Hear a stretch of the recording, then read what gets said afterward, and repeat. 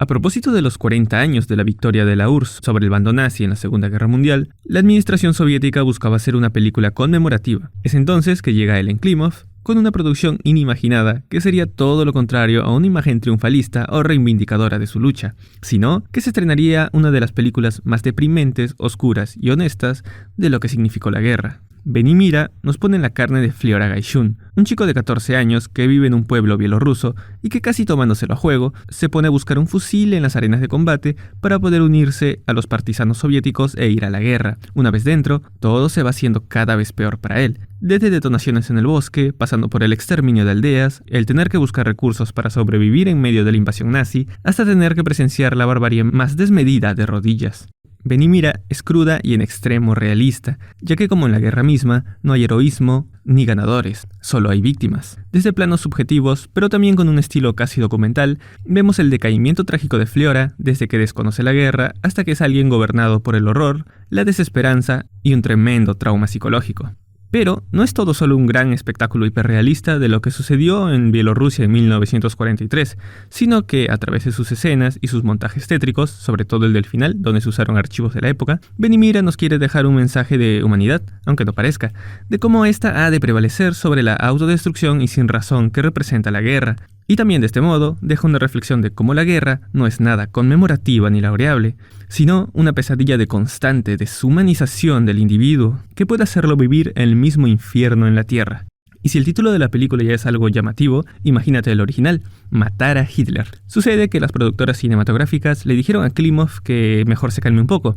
En su lugar, el director eligió el título Ven y mira, que proviene del 6º capítulo del libro del Apocalipsis y que hace referencia a la llegada de los 4 jinetes, pues del Apocalipsis. Ven y mira es una frase que se repite constantemente al inicio del pasaje y se usa para que Juan observe todo el calvario que se va a desatar. Hechos resaltantes sobre la película hay varios, y son muy importantes para entender aún más a esta. Para empezar, que tanto Klimov como el co-guionista Ales Adamovich vivieron en carne propia la Segunda Guerra Mundial. Adamovich incluso luchó a la misma edad que Fliora al lado de partisanos bielorrusos, por lo que la película guarda mucha precisión histórica y no da rienda suelta a exageraciones. Una anécdota conocida es la de un exoficial de la Wehrmacht que viajó por toda Polonia y Bielorrusia durante la guerra, un ex-nazi que como muchos otros siguió con vida y que en un debate al finalizar la película comentó: «Reconozco que todo lo que se ha visto aquí es la verdad y lo más alarmante y vergonzoso para mí es que esta cinta va a ser vista por mis hijos y por mis nietos». Klimov se basó en el libro Soy de la aldea quemada,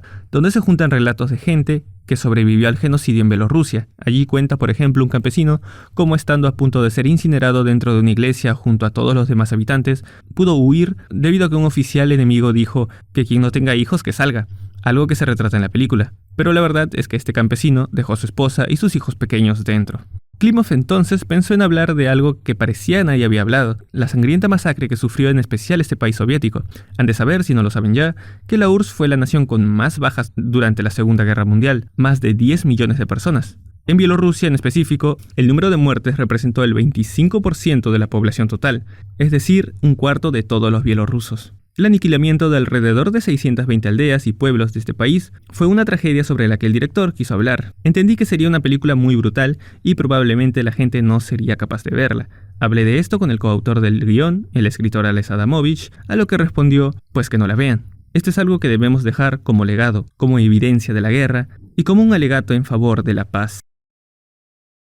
En el descargo final de Fliora contra el retrato de Hitler, vemos cómo se retrocede en el tiempo con cada disparo, como tratando de hacer con ello que nunca pasara lo que pasó, cada disparo queriendo enmendar las cosas, hasta que llega la última o más bien primera imagen. Y si bien en ese momento Fliora al detenerse da un mensaje de superponer la humanidad ante la barbarie, al no caer en ese mismo demonio de la guerra que está viviendo, no matando a alguien incluso más inocente de lo que él fue, es también desesperanzador porque luego entiende que no podrá evitar que la pesadilla continúe porque en la naturaleza humana también se encuentra la destrucción, en este caso representada por el fascismo.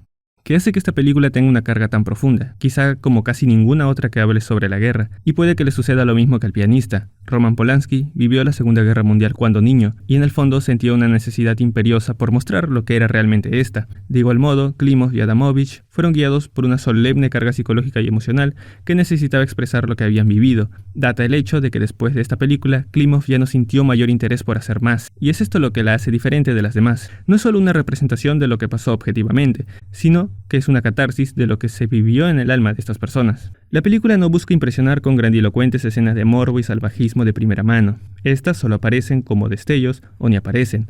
Lo que sí vemos es lo que pasa después de esto, con sus largos primeros planos que revelan sino el extenso sufrimiento que se vivía. Porque de eso va la guerra, además de la muerte, un destino acaso peor, el tener que seguir viviendo, pero ya muerto por dentro.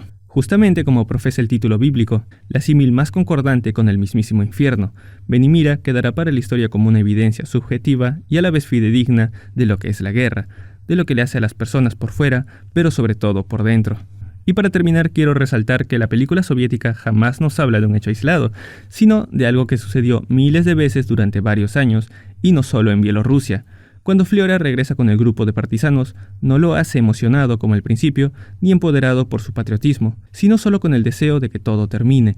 Cuando finalmente se alejan, vemos que no salen de ninguna victoria ni de ninguna derrota. En su lugar, solo están pasando de una pesadilla a la siguiente.